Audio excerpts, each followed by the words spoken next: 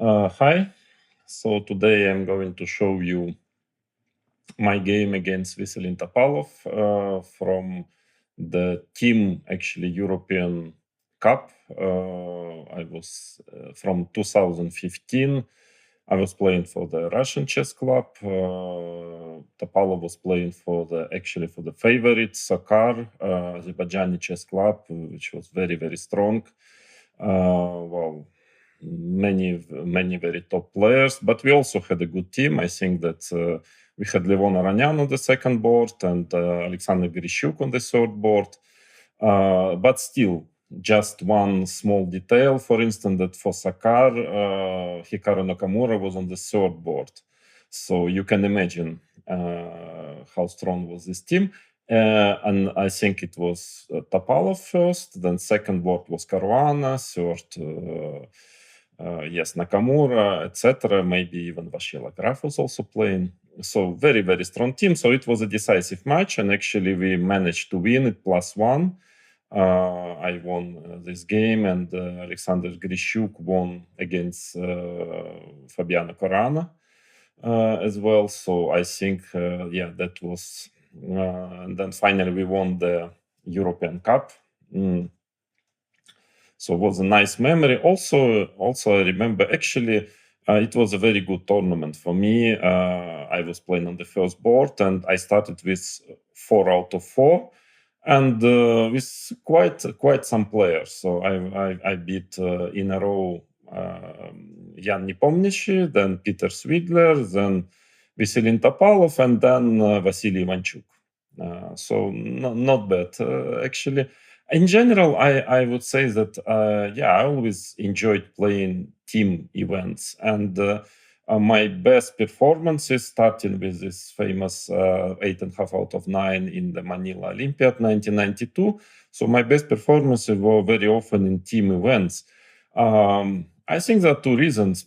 First reason is that there is always a nice atmosphere when you're playing in a team. There are guys, you chat, you have dinner together, you help preparing each other. So somehow it's this atmosphere which was to my liking, and also maybe I was thinking that maybe because it would add certain responsibility, because when you're playing for your team, well, you somehow felt I have to perform, really, I have to do my best, because when I was just playing for my own, and okay, sometimes the tournament doesn't really go so well, so you are not in the good mood, and you more or less, you play, you try your best, but you actually wait for the tournament to end. But here, anyway, it's not your business anymore. To make a short draw, or you have to fight for the team. And then somehow I felt like I was more concentrated actually when playing for team. I was enjoying a lot these team events. Always like to play in Olympiads and other team tournaments. So, but anyways, so coming back to this game, it's an example of I would say, of a long-term attack actually on this weak diagonal. We will have. I'm going to present you at the end of this course another bonus track where a similar thematic will be. A game which I present there will be pretty much about this as well. And another also point is that here there was this opposite color bishops, and actually in middle games, and in especially when one of the kings is not safe, then in fact it adds to your attack, or your opponent's attack. Fortunately, your attack. Because your opponent cannot exchange this bishop. So that's why there is a well-known kind of idea from all times that opposite color bishops are good for defensive sides. It gives you much more chances to make a draw if you're worse, which is true for endgames, even though not always. But in middle games, actually it makes game more complicated sometimes, and in fact, it makes attack even stronger than it is when there is a same color bishop, and you can at least exchange this bishop. So that is something I wanted to tell you. Probably most of you know this already, but still. So let's see this example. So which with the opposite color bishop attack. So I started with d4, knight f6, knight f3, e6. I'm playing white, e3. Well, okay, at that time I pretty much already started to try to experiment with rare lines, with not going into the main theoretical lines, not actually even so much because I was not working much on chess. No, I was still working, but I mean, somehow it was getting more and more difficult to get any advantage. A lot of forced lines, which computers with time, started to find some ways for black to equalize or to make a forced draw. So I started to shift into the direction of these openings where, like Reti, I played a lot of Reti at that time as well, and the openings where I can get at least a game. Yeah, a game, and well, at least nominally to be a little bit better because I'm white. But that my opponent wouldn't force a draw more or less from the opening. So e3, of course, not a big, not really given too many chances to fight for a real advantage, but you can be sure you will get a game. So c5, one of the possible setups, bishop d3, b6. Actually, this setup is a bit dubious, I find, because of what I played. In this game, I think it's better to play d5. This is the main theoretical move. And usually white starts to play b3 and then puts bishop on b2, knight d2, etc. Well, perfectly playable position. But Topalov played b6, and after castles, bishop b7, suddenly c4 leads to a transposition, actually, to another theoretical line, which where, strangely enough, seems like black is just playing normally the opening, very classical way, but just in this particular move order, it's actually very difficult for black to equalize fully here, because c takes d4 was played. Sooner than later it will be played, because, for instance, if bishop e7, I'll play knight c3 and already want, in many situations, to play d5, so black will have to take on d4. So black takes immediately, ed, bishop e7, knight c3. And the point is that if now black castles, then white has already d5 move. And after takes, let's say, of course, if white manages to keep the pawn on d5, I mean, if black plays a move like d6, he's just going to be worse because of the space, and I will protect my d4 pawn, and there are a lot of initiative ideas like knight d4, very dangerous position, rook e1. So, and in case if black takes on d5, then white has this idea, takes, bishop takes h7, typical idea, and takes, and of course white is just better here. I mean, he has a better pawn structure and simply an advantage. So that's why black is forced to play d5. Also pretty classical, looks like all good, but the game gets pretty direct now. Knight e5, it's all still theory, pretty old theory actually. Knight e5, you have to castle because check on b5 is sometimes threatening. And it's a typical isolated pawn position. Usually if black manages to develop, to get his knight d7, knight f6, already having his bishop on b7, he will have a good game. But so white has to hurry to make use of his develop advantage in development. And queen g4, this is the best move. Well, long time ago, queen h5 was supposed to be the main line in this position.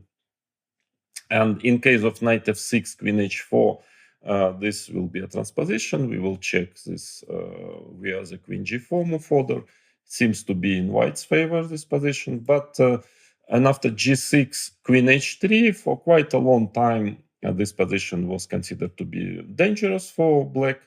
But then engines found some tactics, knight c6, and I think the idea was that in case of bishop h6, black would even just sacrifice an exchange like knight takes d4, and actually having a very, very good play for the exchange. two bishops and quite some initiative. So finally, queen h5 doesn't seem to work in the sense of advantage for white. So queen g4 is a better move. And also, it seems to me that Topalov he knew the theory, but he didn't really analyze this position. I guess he himself a bit confused the move order, and he was not really aiming for this position, I suppose, because you would not probably do it, especially against such an opening like 33. You would not go for this slightly worse, for this line, which finally end up in slightly worse position, but well, he had no choice already after queen g4. So now, of course, white wants to play bishop h6, and black has two major options. So the knight f6 is the most principal move here. Now queen h4. Well, actually, also even queen g3 is, in fact, it's pretty dangerous move also, because queen on g3, is looking at black's king. Sometimes bishop h6 is kind of becoming a dangerous idea. Well, black still can play knight c6 here, because in case of bishop h6, now he has knight h5, and after queen g4, he can take on e5, for instance, and then because the pawn is hanging on, the bishop is hanging on d3. But after knight c6, rook d1, I'm also not totally sure. Black's position looks quite dangerous. Bishop h6 is coming, so this might be a good enough reason for black not to play knight f6. But the main move is queen h4. Actually, this position, as I've mentioned already, it usually arises via queen h5 move order. And then after knight f6, white actually doesn't have already queen g3, so he's playing queen h4. And here, knight e4 is one of the ways to play, actually winning pawn after queen h3 if white wants to play for a win.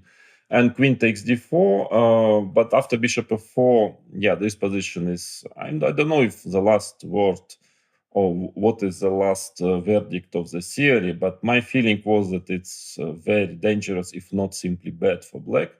I don't know, haven't looked at this position for a long time already. I guess with nowadays engines, probably there is a very clear already assessment of this position, but I have a feeling it shouldn't be good for black.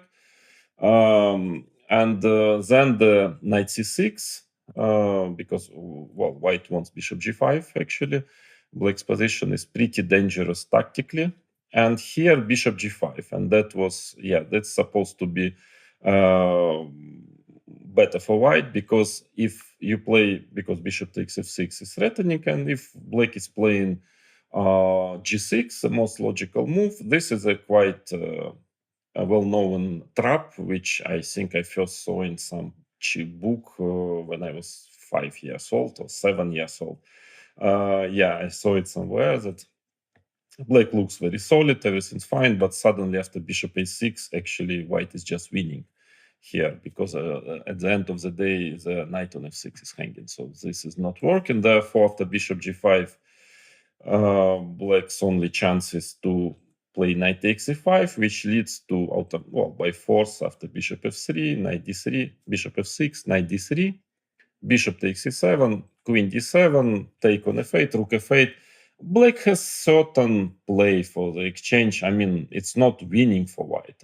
Black can fight, but it's clear that he doesn't have enough compensation for the exchange, so white should be better. That's why after queen g4, black is playing f5. From one point of view, yes, it limits this bishop on d3 and actually stops all white potential attempts to attack on the king side. From other point of view, of course, the major drawback of this move is that the pawn on e6 becomes weak. And so in a way, if before the move f5, we can pretend that black has a better pawn structure, at least theoretically in case of exchanges, so white has a weak d4 pawn, and black doesn't have any weakness. But of course, in exchange, white has much more active play, so it's a very typical pawn structure with a related pawn on d4. Here now, after queen e2, now already I would say that white's pawn structure is not worse at all, because pawn on e6 is as weak as pawn on d4. and still white has initiative. White has more active pieces. So I can conclude that black didn't manage to equalize out of the opening. But of course, this position is solid. It's, by the way, still theoretical and was supposed to be playable for black. But white has a nice small but lasting plus. So bishop f6. Because the idea I will show you on the next move that black actually cannot play knight d7. Not here, not on the next move, because knight c6. This very nice trap. And of course, in case of taking on c6, queen takes c6 with check and then taking back the bishop, and white is just winning, having being a pawn up. So black has to prepare developing the development of the knight on from b8, bishop f6, bishop c4. Again, the same story if knight d7, knight c6. So again, black has to make some move and potentially, putting this pressure on the knight on d5 and pawn on e6. Rook e8, probably the best move. Rook d1, knight d7. Well, of course, black is still very solid. I mean, we cannot really speak yet about some very big advantage for white. No, it just, of course, it's very nice, pleasant, comfortable play for white. But again, if black manages to set up his pieces, maybe to play a6, knight f8, b5, after all, this knight on d5, he has full control on the center.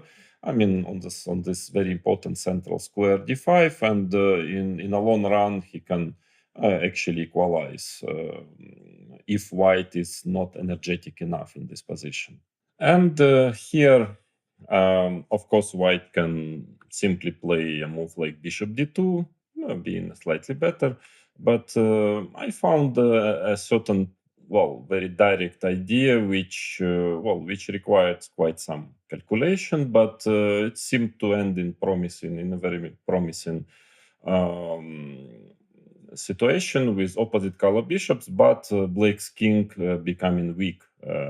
So it started with bishop b5. That's the move which I played. The only way to, not to lose for black is to take with a bishop on e5, d takes e5. Now actually it's getting quite direct, the play, because what to do with a knight on d7? There is a very unpleasant pin. And for instance, if black is playing a6, then knight takes d5 works. And the problem of bishop takes d5, of course, bishop takes a6, and black is just losing his pawn. And in case of a b5, knight b4, very important square for the knight, and rook gets to d6, and a very powerful rook, and both b pawns are weak, so white has a considerable advantage here. That's why queen e7 seems to be practically only reasonable move. And now, of course, taken on d5, bishop takes d5, and of course white can just play bishop f4 here. He's still enjoying a certain plus, but because two bishops, very active position, certain space advantage, all this is very nice and correct, but the black has a very powerful bishop on d5. And because once you exchange this bishop c4, then already the knight is not so much weaker than this bishop. So white's main asset in this position is bishop pair, but this bishop on d5 saves the day for black. So even if rook d8, then h6, knight f8, still, I would definitely prefer white here, but he doesn't really have any big advantage here, just because what to do with this bishop on d5. So my plan was, in case if not my next move, I would probably just, as I mentioned already, in this position, just go bishop d2 and play this type of position. But I saw, kind of tactical idea, queen h5. So that was my point, and now bishop g5 becomes a threat. So again, there is a problem with with a knight on d7. Black cannot play rook d8 with either rook because bishop g5, and then he's losing immediately. So the same goes, let's say, if you're trying to remove your rook somewhere, then bishop g5, and actually you are losing this knight. So after queen h5, black has actually a difficult choice. well, it's possible to give up exchange. I mean, taking on e5 followed by maybe white can even start with bishop g5, not even to hurry taking it, or takes bishop g5, rook c1. Well, there is it's not completely lost for black, let's put it this way, but of course white has a big advantage here. There is not enough compensation for the exchange. So finally, it seems that black has only two options. Of course, h6 would have been the best move, definitely. I mean, not g6, because Topalov played g6 with a heavy heart, I guess, because now all those black squares, and now my bishop is already becoming a serious asset, yeah? But the problem of h6 is bishop takes h6. And now the line it's very forced line, which ends in an endgame, which is probably objectively holdable for black, but very unpleasant. So let's say gh, queen g6 check, king f8, because of course queen g7, you cannot play queen g7 because, I mean, you can, but you just end up pawn down, yeah, in this position because the knight on d7 is hanging. So king f8, queen takes h6 check. Now again, the king g8, I suspect rook d3. Now this attack is just decisive. Rook g3 is coming, or maybe taking first on d7, I don't know. I guess rook d3. Knight takes e5, check on g3, and h3, and white is just winning. So that's why king f7 is only move.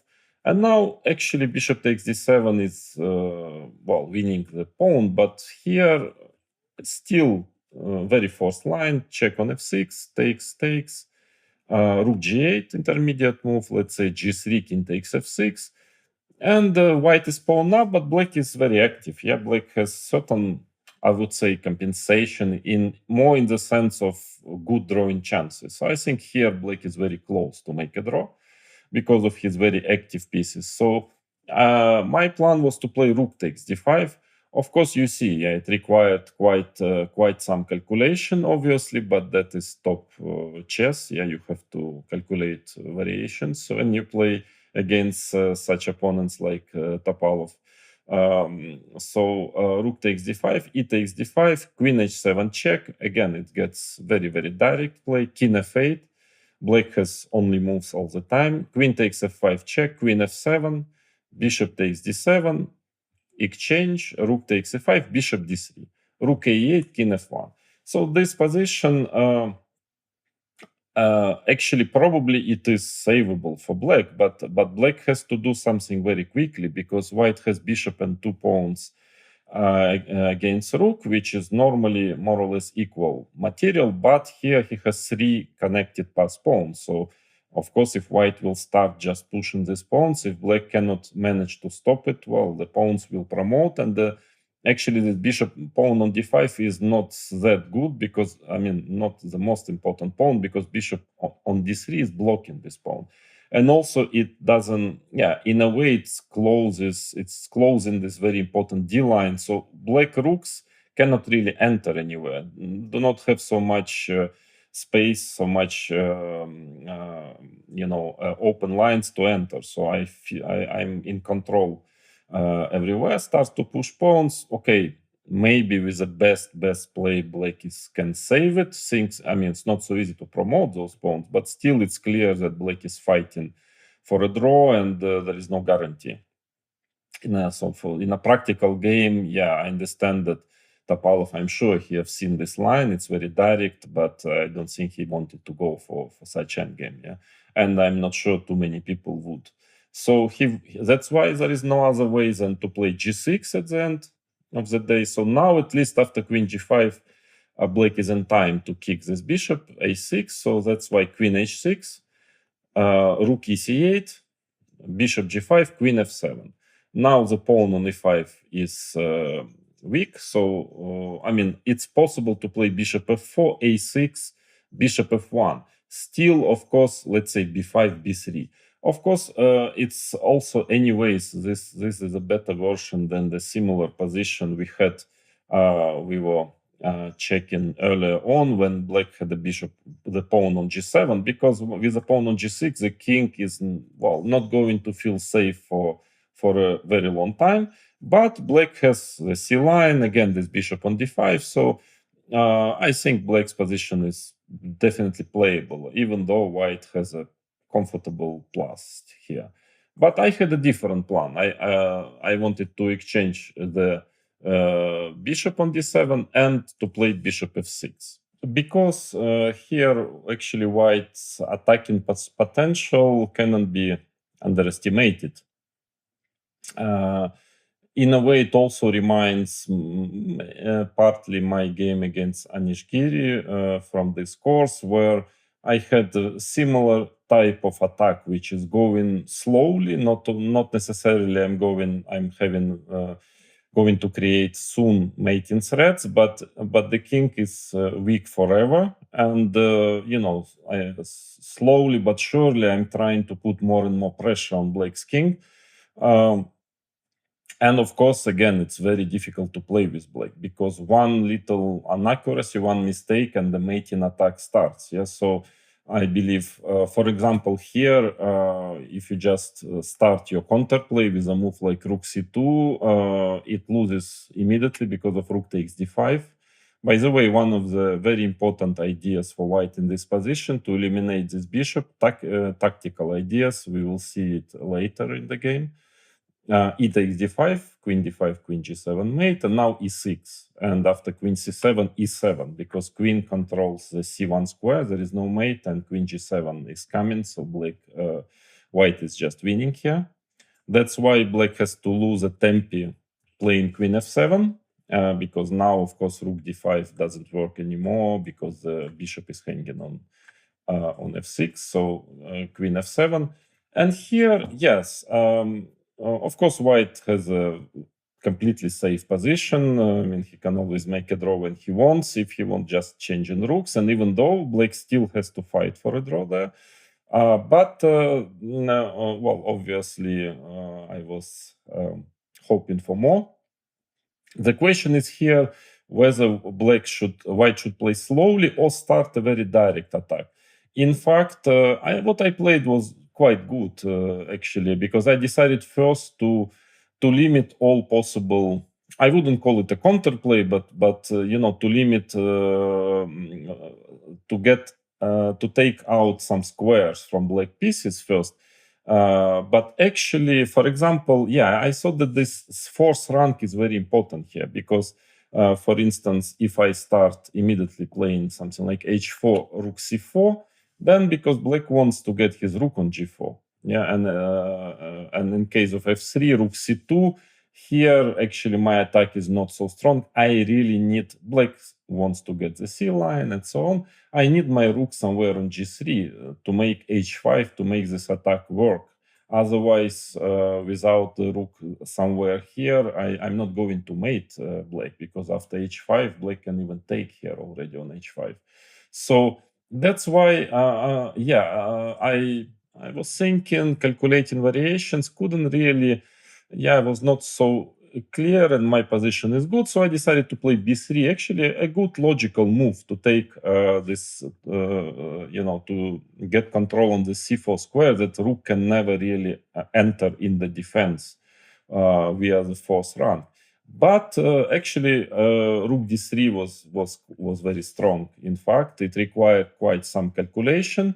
It didn't look very clear to me, so I decided, since not to risk, and since I'm better anyway, I don't want to miscalculate something, and then maybe just by tempi black saves the game after rook d3. For instance, like rook c2 was not quite sure. Now because black is also starts to be rather quick with his counterplay, so white has to go all in, rook g3. And it's true that h4, h5 is a very serious threat, of course. But rook c8, h4, rook c4, that's, again, you see this very important fourth rank. Now black wants to, to defend with by means of rook g4. But here, after f3, I was not sure. It looks a bit like even, in some way double-edged, because if queen gets somewhere to f2, theoretically, of course, because on g6 mate is coming. I was not sure if black will not find some some resource here, but actually not. I mean, let's say f4, I have rook g4, and black is not in time to organize counterplay, like for instance to double rooks on the second run, because white is first with his mate, let's say h5. Or so rook d3 was even stronger. So black's position is very difficult here, because let's say rook c7 is another option. So I didn't really have to lose time, so to say, I mean, to make prophylactic moves. Actually, here already direct attack works. h4, queen f8, that's another way for black to try to create play. Again, using the fourth round, because now if queen f4, you will see the game later. I tried not to let the queen go to b4. Now black has rook c4 already, compared to the game. But queen g5, queen b4, that's another defensive idea. So now black wants to play queen g4. But again, after f3, it seems that queen takes b2, rook d1. That doesn't look so clear, this position, because some second rank, h5, after all, there is king f7. It doesn't seem like a mate, but there is rook takes d5, very dangerous idea. So all in all, it seems that black's position is pretty critical here. So rook d3 was working, actually. But again, yeah, we are humans. I mean, I thought, okay, maybe it was possible to calculate it, rook d3, but I really like my position, so no reason to hurry. So I played b3, very important idea, just to try to prevent this defensive plan. Getting rook c4, rook g4 after h4, and for instance, if black is playing rook c2, I just go h4 followed by rook d3, h5, rook g3. This is my plan, and the attack is very, very strong. So after b3, black correctly, Topalov played queen f8, and now that is another point why I played b3, because I wanted to have queen f4 now after queen f8. That's what I played. So black can never really enter neither with his rook on the fourth rank, nor with his queen to b4. Because, for instance, if I play queen g5, which is more natural, of course, just trying to play h4, h5, then it seems that black is just in time by tempi here. Actually, not so easy, but it works. Rook c2, h4, now rook c8 is the best move, and after h5 there is queen b4, very important resource. Otherwise, sooner than later black will get mated. For instance, if queen c5, looks like black is very active, but his king is still in big trouble, and after queen h4, white actually wins. But this queen b4, this idea, and after hg, queen g4, easy to miss, but actually, that's what I didn't like. And after exchange on g4, without queens, let's say gh, king h7, well, white still can try. He has an extra pawn, but I don't really think he can, seriously pretend to win this position, because, again, now the king is already fine, and otherwise opposite color bishops, as I've already said at the beginning of this lesson, then without queens, it's a different story already. It gives black very serious drawing chances. So that's why I played queen f4, which was a correct choice, actually, here, because my plan is still the same. I want h4, rook d3, h5. And now, actually, the decisive mistake was made by black.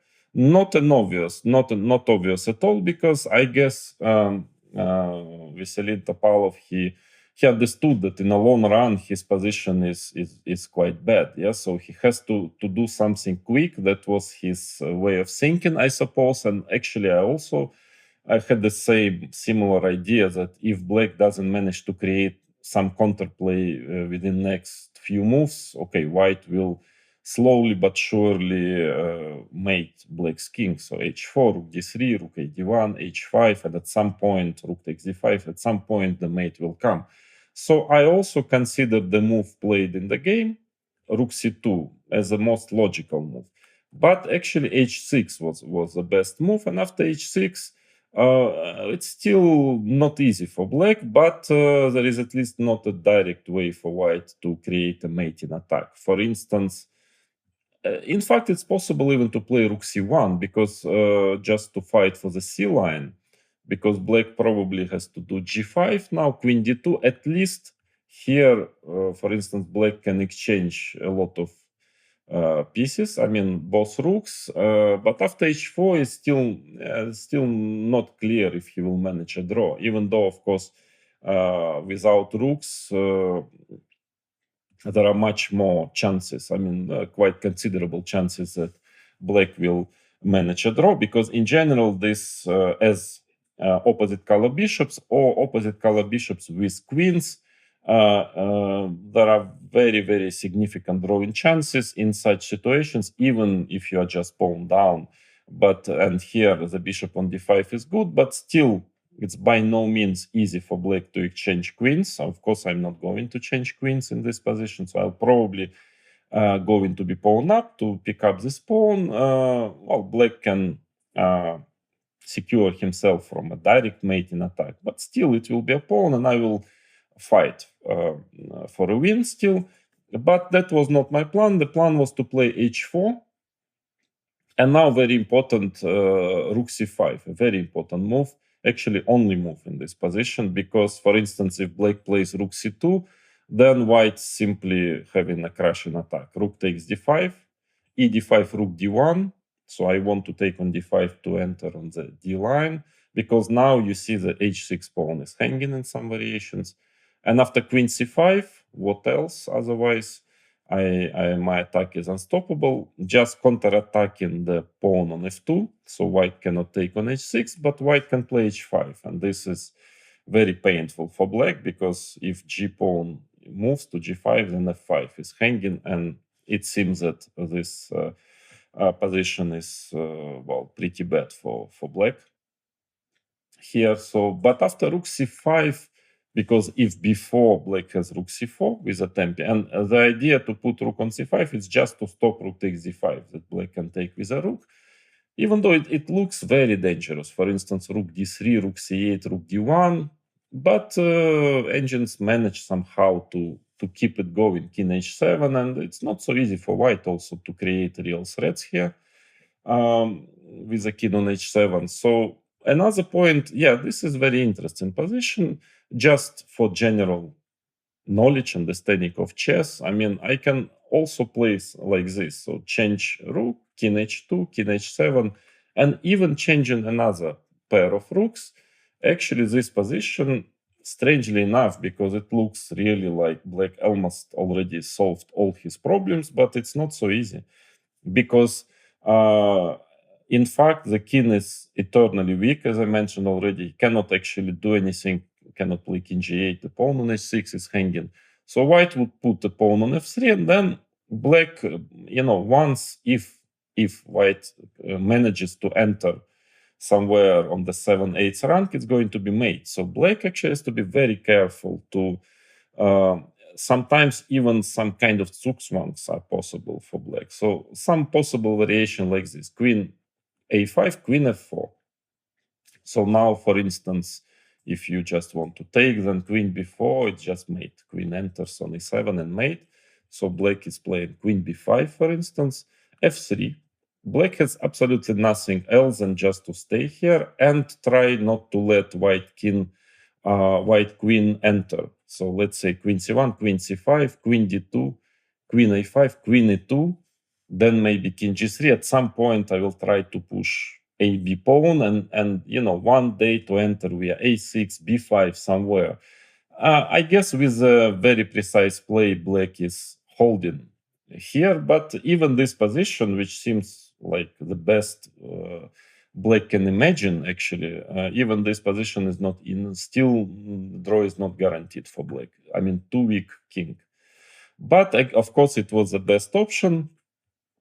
Topalov played rook c2, what can be more natural than double your rooks on c line and trying to organize some play on the second run, maybe to double rooks to create counterplay. But here, actually, after h4, well, it's already lost. There is no way black can save the game because the attack is unstoppable. It's also a matter of tempos, of course. You need to calculate variations. I mean, so there was also it was partly connected with a certain miscalculation. And the lines are not easy at all to calculate accurately, but it's just the fact that I analyzed, I tried many different ways for black how to try to defend this position. I couldn't manage already. So rook c8 was played, h5. Now, well, the last mistake was made. Queen e8 was played. I don't know why. I think queen f7 was at least more logical. And then black has a better version. At least a very direct mate is not coming, but of course his position is still very, very difficult, even after queen f7. Because white, I mean, black wants to take on h5, but white can also always stop it, let's say, by playing a move like queen g5. So you cannot really do anything with this structure, and you don't have a very important idea of, entering with a rook on the fourth rank to g4.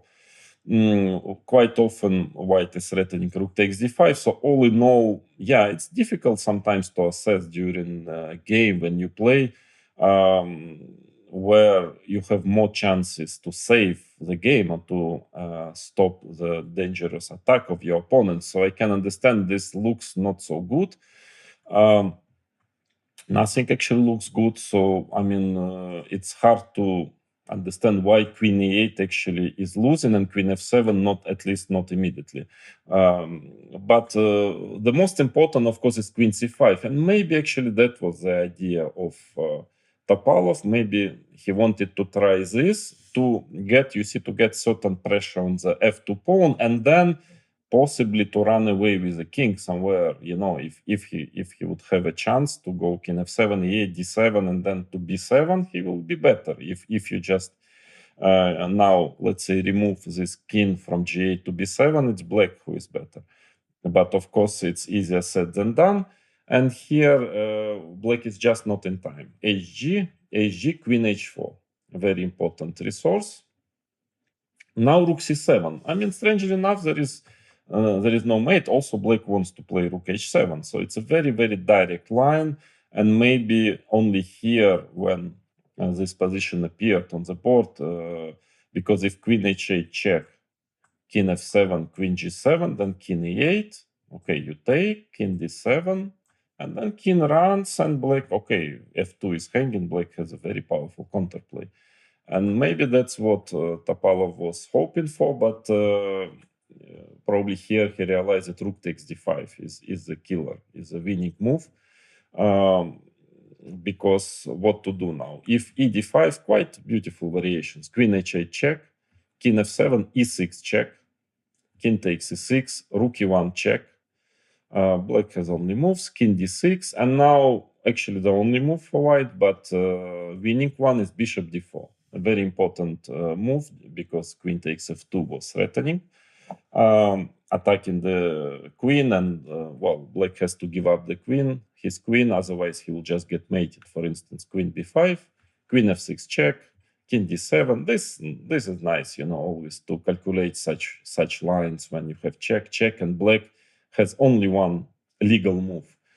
Queen check, king d8. Now, many moves, but the simplest is check on g8, check on e8, and finally queen e6 mate. So e d5 is losing. And in case of queen takes d5, here very instructive moment. Queen h8 check, king f7. There is no way. I mean, king escapes. If you start to check, black now, queen g7, king e8. Of course, queen g8, let's say king d7, king runs. Yeah, there is no way you can mate the king. But this, I want also to attract your attention on this, in general, this concept. Actually, black is almost in Zugzwang, and he wants to also maybe sometimes to give rook c1 check. And now the winning move is king h2. A very important concept. I've noticed that very often, when you're having an attack, but there is no mate yet, this kind of move, can be very useful, is to especially with the king, to improve position of your king to escape from checks. And then very often already the same tactical ideas start to work. For instance, now what white threat is actually rook d1. Rook d1 is a very big threat. I will show you why now, but first let's check why rook takes f2 doesn't work, because here already check, check, check on d8, check on c1. That's why black needed his rook on c2. And after king b5, now queen takes d5 check and rook takes c7. So white is winning here. So a very, very tricky move, king h2. But I guess already in this position, while calculating queen c5 move, both players already saw this. It's very direct, actually, line. Yeah, so rook takes d5, then you calculate, and this position anyways looks terribly dangerous for black. But after king h2, yeah, and all of a sudden, let's say if black plays some move, let's say queen d2 is a move, yeah, trying to, but against anything else, like a5, white would do the same, rook d1, this is a threat. This is a threat. And now, of course, if queen f4 check, king h1, no more checks, and white simply wants to mate because the d line now is under control. And in case white king h2 now was played, because queen takes d1, it's coming without check, and now check, check, check, and queen takes d1. Quite a nice variation, but frankly, I mean, it's not a surprise for me that, of course, white, by the way, could have continued slowly. I mean, this is just very straightforward way to win, but it's not surprising. I mean, sometimes it can work, this kind of defense like rook c7, it just works tactically and there is no win. But normally, yeah, this position, it looks like, yeah, this thing should be bad for black, yeah, somehow. So not surprising that it doesn't work, but this variation is very important, because otherwise the whole black strategy would make a lot of sense otherwise, with rook c2 and so on. But since it doesn't work, yeah, here queen a8 was played. Again, black still trying to create counterplay. So black's idea is to take, in case of hg, to take with the queen, of course, and also maybe to try to play gh5 and queen g6 if he can manage, yeah, just to create some, I wouldn't say counterplay, but not to sit passively and wait for white to get his pieces, some more rook, some rook somewhere on g3 and just mate black. So understandable idea. Rook d3 also quite important, of course, because now white already starts to be threatening hg, because in case of queen takes g6, he will have rook g3, and hg clearly is going to end up in mate. So rook to c3 is the only way for black now to protect, I mean, to get rid of this rook from the third rank. Again, even this position, as I've mentioned already, takes rook c1, takes, it's very dangerous for black, very difficult, because even more than a few moves ago, we are having this position with black pawn on h6 and white pawn on h4, because yeah, the queen can enter, is trying to enter to c7. A very dangerous position, but at least is not losing immediately. Black is not losing immediately here, but I already saw that actually white is just winning. So I played rook a d1, very logical. Gh5. Well, the point is that what else? Yeah, black doesn't really have, I mean, too many constructive moves, and rook takes d5 is potentially very dangerous threat, actually, in many lines. So g takes h5. That was the idea of Topalov, to try to get queen g6, and it would have been all good, but try to find now the way for white to finish the game with, I mean, to actually start a direct mating attack. Here it's not too difficult. It's quite logical, but still, maybe try to calculate a bit of variation. So how would you continue your attack and basically actually win by force, finish the game with it? So of course, rook takes d5. Yeah, that is. It required some calculation. Actually, didn't have to. I mean, frankly, because ed5. In fact, here the simple move rook takes d5. I mean, I felt like it should be strong during the game, but I wanted something more direct. And instead, I calculated quite a number of variations, actually very precisely. I calculated. So it's what I played was also winning by force in all lines, only that actually engines say that black simply, I mean, rook d5 is simpler actually. Black has practically no defense. I mean, white just continues his attack slowly. And very important that white has a D line, so it's very important additional important element of the attack. And basically, black has no defense here. But okay, I for some reason I decided to calculate some long lines and to win by force, like attacking, attacking piece or checking on each move. So I played e6 here. That was my plan actually, and it's true. Yeah, it's winning. I mean, only that again, frankly, well, what how it happens during the game that yeah, you see rook d5, but you start to calculate really e6, and actually it works. Everything works. So finally, you play e6. In fact, if I would have started calculating with rook takes d5, maybe I would have played it. Actually, it's simpler. It is simpler than e6, but nothing wrong with this move also with e6, because true that it's winning by force. Okay, I'm attacking the rook. If rook retreats, let's say rook c6, now already rook d3 is just winning. Rook g3 is coming. Yeah, rook e6. What else? Check. King f7. And now that was very important. I remember that when I saw here, I couldn't find the way to win. First, let's say rook g7 check doesn't work. King takes f6, and let's say check king f5. There is no mate here. But then I saw a very important move, queen h6. That was a very, very important. I remember when I saw this move, I realized, okay, yeah, this is winning for white.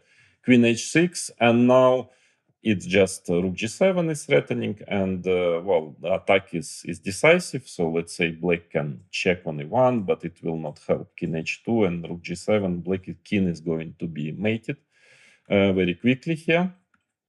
And in case of rook takes f6, queen g7 check. That's why, yeah, queen h6, king e6, rook e3 check, and white takes queen, rook, white is just winning. So that's why rook c7 had to be played. And now already, yeah, because rook is on c7, protecting the seventh rank, but now rook takes d5 already works. Actually, with quite nice variations, but now I'm making use of the fact that the rook is on c7. Yeah, so if rook c6, rook d3 was winning, with rook c7, rook d5, because two actually similar variations, quite similar lines. I mean, in case of queen g6, looks not so bad, but now queen takes c7. That's why I need the rook on c7, and rook c7, rook d8. White is mating. Or the same story if you check first and try to play queen g6, because well, that's the only way to try to protect your king. But then queen takes e1. So very similar idea, and the same rook d8 mate if you take back white's queen. Therefore, you cannot play queen g6, and white just wants, well, I guess, to mate in few moves. So queen takes c6 is the only reasonable move left. Queen g5 check, but here it's already clear that it's not going to end well for black. So in case, yeah, you can play king f8. Probably king f8 was played. King f7 was objectively a little bit more resilient, but it doesn't change anything. Rook takes f5. Well, the king is just too weak. Yeah, the only idea rook c5 is to try to save somehow the king. Well, actually, here at least, why black is not getting mated or losing a lot of material, but losing the game anyway. Queen takes h5 check, king f8. This is totally forced. Now bishop e5 check. Though these variations are quite easy to calculate when you are playing the game. I mean, check, check, yeah, a lot of checks, and you feel also it's much easier when you feel that it's going to be mate. It's going to end badly for black. So king e7, queen takes h7 check, king e8. Now, actually, even simple move f4 is very good because white has 2 pawns for exchange and very powerful attack. Of course, it's totally lost for black, but I wanted, I remember, to play rook g5. I saw rook g5, it's just in case when you calculate it, you want to make sure you will end up with enough material to be 100% certain you are going to win. So rook g8 is threatening, and after rook takes e5, rook g8, at least black can give up the queen, not saving the game, but to prolong a bit at least. But queen h5 check is strong, and then rook takes e5, and white is 2 pawns up and continuing the attack. So king f7 also losing. King f8 comes, rook takes f5. Of course, when you play such a game, if you have enough time, try to be accurate. Try to be, alert and just calculate, if possible, calculate till the end. Because it can be that in such situation it looks really bad. It looks like it's going to be over for black, but sometimes there is a certain miraculous defense, like we've seen already during this course. So if the lines are not too complicated here, black has very few options. So I would recommend you to, just in case, to be precise, to be accurate, and to calculate, until each line, until you get a clearly winning position.